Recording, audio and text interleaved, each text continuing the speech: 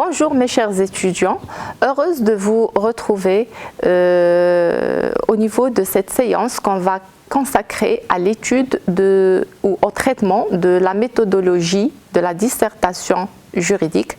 Mais cette fois-ci, on va la traiter d'une manière plus pratique, c'est-à-dire qu'on va donner un exemple qui va palpabiliser et concrétiser ce qu'on a précisé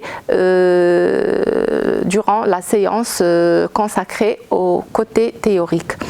Donc, durant cette séance-là, on va présenter les étapes de la préparation d'une dissertation juridique et aussi comment rédiger une introduction sur un sujet présenté, à savoir l'erreur sur la substance en matière contractuelle.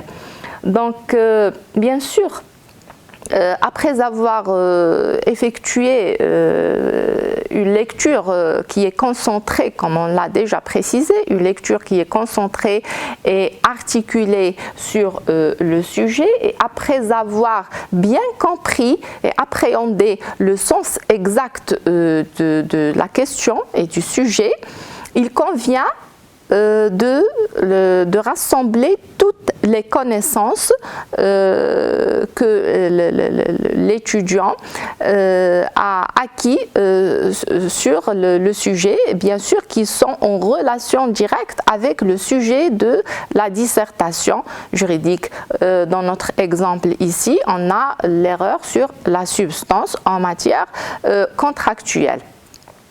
Donc on a dit que la phase de la préparation commence par la lecture du sujet et la bonne compréhension de son sens exact. Ceci nous permettra ce rassemblement ou ce rassemblage de connaissances sur lesquelles on va s'appuyer pour établir le plan de la dissertation. Par exemple, ici, on va établir des rubriques qui correspondent à notre sujet, qui est l'erreur sur la substance en matière contractuelle. Par exemple, on peut donner comme exemple des connaissances qu'on peut rassembler, par exemple la définition de l'erreur, la notion des qualités substantielles, le caractère déterminant de l'erreur, le caractère excusable, les exigences ou l'exigence d'une erreur commune et la sanction de l'erreur. Donc on doit essentiellement procéder à rassembler toutes les connaissances qu'on a sur le sujet de la dissertation juridique, objet de la question. Donc, on a dit que au niveau de la préparation, après avoir fait l'inventaire du contenu, c'est-à-dire rassembler toutes les connaissances qu'on a sur le sujet et qui ont une relation directe avec le sujet, on doit aménager un temps de réflexion pour confronter les connaissances qu'on a rassemblées par rapport au sujet de la question ou au sujet de la dissertation auquel on doit répondre. Donc ici, ça nous permettra de prendre une bonne décision sur le plan à adopter et aussi sur les points à développer. Concernant la phase de la recherche du plan, donc après avoir rassemblé les connaissances et bien sûr après avoir pris les décisions explicites au niveau des points qui seront traités au niveau des développements, on doit rechercher bien sûr un plan. On doit prendre aussi une décision explicite au niveau du plan à adopter. Donc ici, au niveau de notre sujet, l'erreur sur la substance en matière contractuelle, il est possible par exemple d'adopter un plan simple. On a vu au niveau de la séance théorique qu'il y a deux familles de plans, deux familles principales de plans. Donc il n'y a pas un plan type, mais on peut procéder, oui, à établir un plan, soit un plan qui est simple, soit un plan qui comporte deux parties qui s'opposent.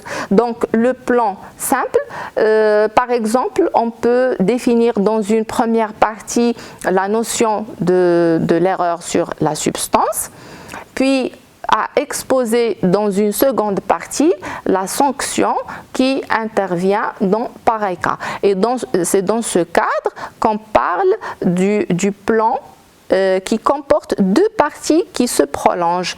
Donc on va traiter au niveau de ce plan, par exemple, dans une première partie les conditions et dans une seconde partie les effets de la question.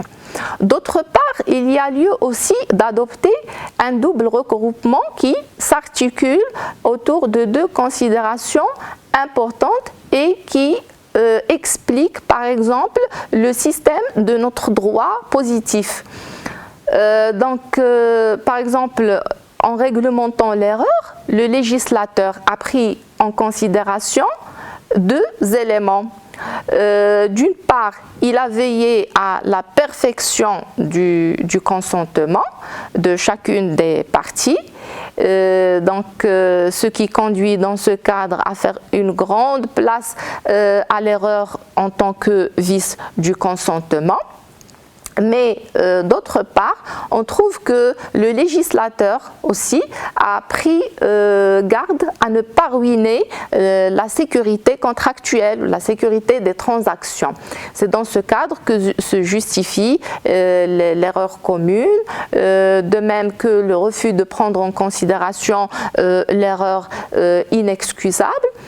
Donc, de la sorte, la protection accordée à la victime de l'erreur trouve ses limites dans le respect dû aux intérêts légitimes de son co-contractant. Donc, ici, on parle de la prise en considération par le législateur de la sécurité des transactions, c'est-à-dire en réglementant l'erreur sur la substance en tant que vice de consentement. Le législateur aussi a pris en considération un autre élément qui est la stabilité des transactions ou la stabilité de la sécurité contractuelle. Partant, donc le plan qu'on peut proposer au niveau de notre sujet peut comporter par exemple dans une première partie le principe de l'erreur comme garantie à l'intégrité du consentement. Donc on peut parler par exemple de l'erreur sur la substance et l'intégrité du consentement, et dans une seconde partie on peut parler par exemple de l'erreur sur la substance et la sécurité contractuelle, c'est-à-dire ou autrement intitulé la remise en cause de l'erreur sur la substance au profit de la sécurité contractuelle. Donc cette deuxième partie se manifeste comme une exception au principe traité au niveau de la première partie. Maintenant, parlons de l'introduction. Parlons d'une manière pratique avec des exemples de l'introduction. Donc, on a déjà précisé que l'introduction doit commencer par une présentation du sujet. Rappelons ce qu'on a dit durant la séance théorique. On a dit que pour présenter le sujet en entonnoir, on commencera par évoquer le domaine vaste du sujet afin d'arriver au sujet lui-même. Donc, dans ce cadre, on va commencer par évoquer, par exemple, les vices du consentement dans leur ensemble et on resserrera ensuite le champ d'observation à un seul d'entre eux, c'est-à-dire l'erreur sur la substance. Donc, on pourra, par exemple, procéder comme suit. Je vais donner un exemple. L'essence du contrat est la rencontre de deux volontés, mais il ne suffit pas que ces volontés existent, mais encore faut-il qu'elles soient libres, lucides et éclairées. À défaut, le consentement peut sans doute être émis, mais il est vicié. Il en est ainsi en particulier lorsqu'une des parties a été victime d'une erreur sur la substance. Donc, c'est comme ça, c'est un exemple qui nous démontre comment procéder à une présentation, par exemple, d'une dissertation ou du sujet au niveau de l'introduction d'une dissertation juridique. La deuxième phase qu'on a déjà traitée, c'est qu'il faut définir les termes juridiques liés au sujet. Donc, on a déjà précisé qu'au niveau de la définition, on va procéder seulement à la définition des vocables qui ont une relation directe avec le sujet. Et au niveau du sujet proposé, sujet exemple, il convient de définir l'erreur sur la substance. Donc, l'erreur sur la substance, on peut procéder par exemple à sa définition de la façon suivante. L'erreur est une fausse représentation d'un élément du contrat par l'une des parties. Dans le cas de l'erreur sur la substance, l'une des parties contractantes se trompe sur la substance de la chose constituant l'objet du contrat. En fait, la substance peut être conçue selon deux sens. La substance selon un sens objectif de la chose consiste en la matière dont la chose objet du contrat est constituée. Selon le sens objectif, la substance désigne toute qualité substantielle de la chose ayant déterminé le consentement des parties. Donc, dans une troisième phase de l'introduction, on doit délimiter le sujet à traiter. Et on a déjà précisé que cette phase est très essentielle, très cruciale, parce qu'elle démontre la compréhension de l'étudiant et elle évite les mauvaises déviations. Elle évite de tomber dans le piège du hors-sujet. Donc, rappelons que cette phase où la délimitation du sujet consiste à l'élimination des questions annexes d'une valeur ou d'une importance qui est secondaire. Donc, on indique brièvement au niveau de l'introduction ces éléments et pourquoi on ne va pas les prendre en considération au niveau des développements. Pourquoi ils ne méritent pas d'être développés? Donc, dans l'exemple proposé, l'erreur sur la substance constitue l'une des formes de l'erreur régie par notre Dahir des obligations et contrats. Et bien sûr, c'est une notion qui connaît d'autres notions voisines, à savoir notamment l'erreur sur la personne. Il convient dans ce cadre de démontrer que notre étude ou notre sujet portera seulement sur l'erreur sur la substance et non pas sur l'erreur sur la personne. Par exemple, on peut procéder comme suit. En fait, le Dahir des obligations et contrats identifie deux sortes d'erreurs en tant que vice de consentement, à savoir l'erreur sur la substance et l'erreur sur la personne. Certes, celle-ci constitue une notion voisine de l'erreur objet du présent sujet et qui sera écartée de notre étude. La quatrième phase de l'introduction, c'est la phase de l'aperçu historique. Donc, rappelons que ici, on doit présenter un aperçu très bref sur l'historique se rapportant au sujet. et il doit refléter les différentes phases qu'a connues par exemple la réglementation du sujet. Et il s'agit aussi de donner des indications sur les conceptions et les principes en vigueur à une telle époque et dans tel pays et qui méritent par exemple de retenir l'attention au niveau de cette introduction. Donc dans le sujet proposé, on peut par exemple donner comme exemple à l'aperçu historique sur notre sujet qui est l'erreur sur la substance. Donc on peut procéder comme suit. Historiquement, l'institution juridique de l'erreur en tant que vice de consentement n'est apparue que tard. En effet, dans les droits archaïques, le formalisme purgeait les vices du consentement affectant les conventions. En outre, le droit romain n'a pas consacré l'erreur. Seules les actions pénales étaient ouvertes en cas d'existence du dol ou de la violence. D'ailleurs, c'est le droit romain moderne qui a consacré le premier l'erreur, mais en tant qu'erreur exclusive sur le consentement. C'est l'erreur obstacle. Bien plus tard apparaîtra l'erreur sur la substance, error in substantia, qui sera consacrée ensuite par le Code civil français.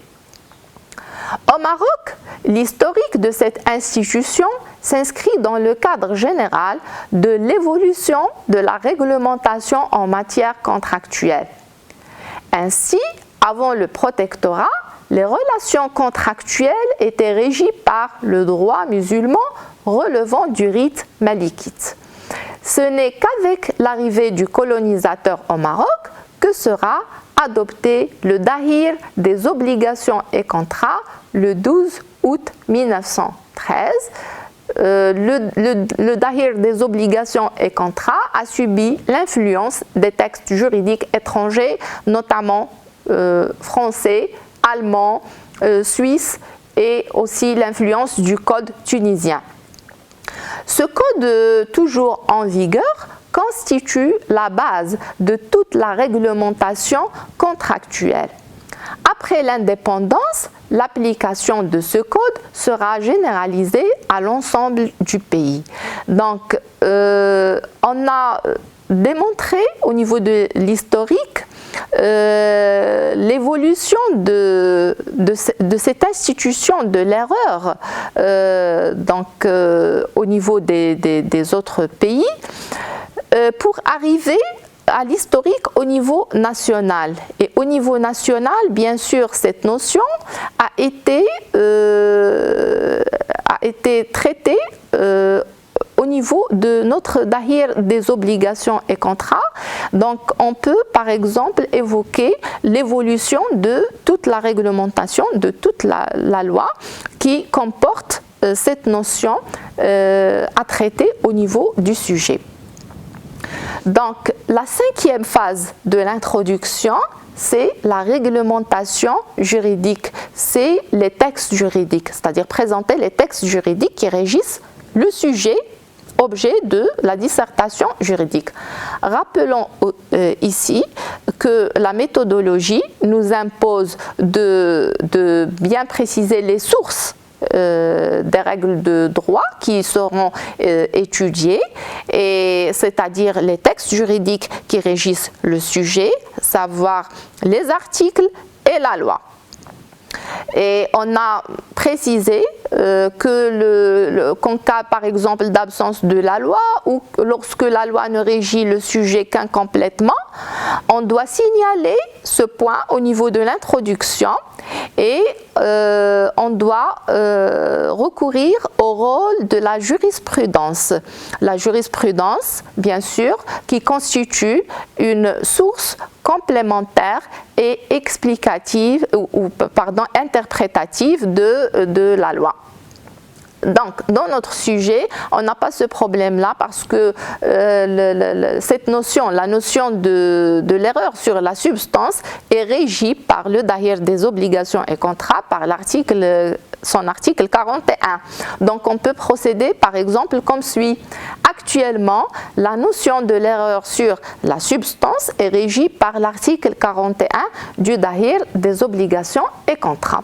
Donc, après avoir déterminé les textes juridiques qui régissent le sujet, qui se rapportent au sujet de la dissertation, on doit démontrer quel est son intérêt pratique et quel intérêt théorique apporte pour notre étude.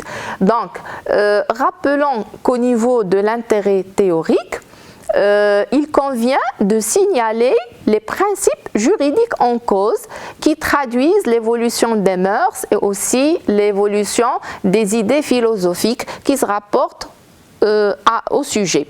Donc, l'exemple ici, on peut donner comme exemple sur l'intérêt théorique lié à l'erreur sur la substance. L'erreur sur la substance s'inscrit dans un vaste processus de protection de la partie victime de l'erreur au détriment de la force obligatoire. Bien sûr, la force obligatoire du contrat. Vu que la volonté constitue la source la plus fréquente des obligations, le législateur a veillé à la réglementer en imposant sa lucidité et sa clarté. Donc ici, on a évoqué un principe que l'erreur sur la substance